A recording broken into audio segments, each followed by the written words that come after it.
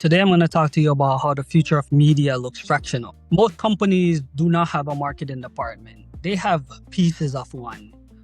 One employee, a social media company, a video person, a website company, a few software subscriptions. And somehow, one person inside the company is expected to hold it all together. So this is what this presentation is about today. What happens when a company keeps buying more marketing but never builds a system that owns the result? Let's talk about what it looks like, where there is more work and less reach. Last year, and tell me if this sounds familiar, one company made more content than it ever had before. It published 2.7 times more, almost 3 times as much work, but it reached 4% fewer people. More work, less reach. Now, imagine being the employee who made all of that. You worked harder, you posted more, you moved faster, and fewer people noticed. That doesn't mean the employee failed. It means something about the way the work was set up was broken. So there are 7 questions to help understand why this happened. And we're going to follow one company through 7 questions. Number 1, why is one person carrying the department? Why can't the owner just hire more people? Why haven't agencies, freelancers, and software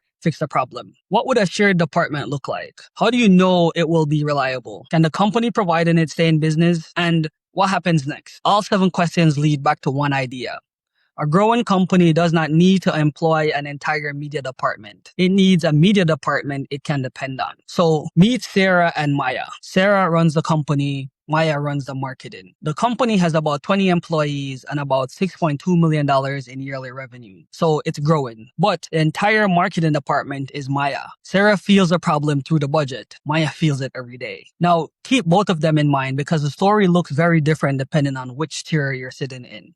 This is everything Maya is expected to manage. Tell me if this sounds familiar. Instagram, video, YouTube, LinkedIn, email, the website, ads, reviews, press, sales decks, events, 11 channels, 3 outside vendors, 1 Maya. And none of these vendors is responsible for making the whole thing work. That is where the problem begins. Our first question is simple. Why is Maya overwhelmed? Well, because her job grew faster than the team around her. Look at the line across this chart. That is about how much one good marketing employee can truly own. Not touch, not keep alive, own. And it's about 3 channels. Maya has 11. So she makes choices every day. Which thing gets done properly? Which thing gets rushed? Which things wait? And which thing gets finished at night? Sarah did not hire a bad employee. She hired one person for 11 jobs. Maya is not the problem. The setup is the problem. Let's look at where the month goes. Maya, she has about 160 working hours each month. About 100 of those hours go into making things. Writing posts, editing videos,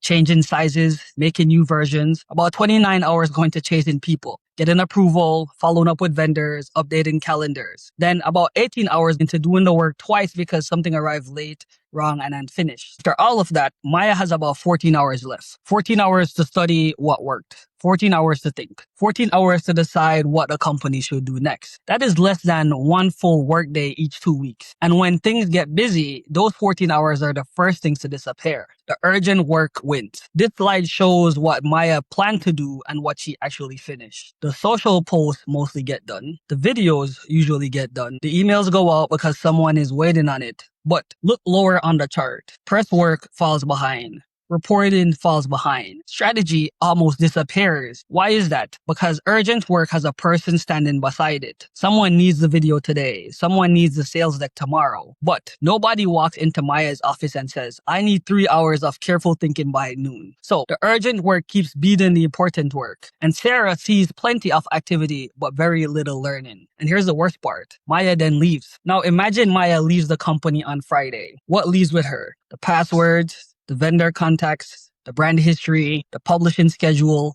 the unfinished projects, the small rules nobody wrote down, the things that worked last year, the things that failed last year, and the only person who knew how it all pieced together. Sarah did not just lose an employee, she lost most of the department. That means Maya's problem is bigger than having too much work. The company depends on one person for almost everything. That is dangerous for Maya, and it's dangerous for Sarah.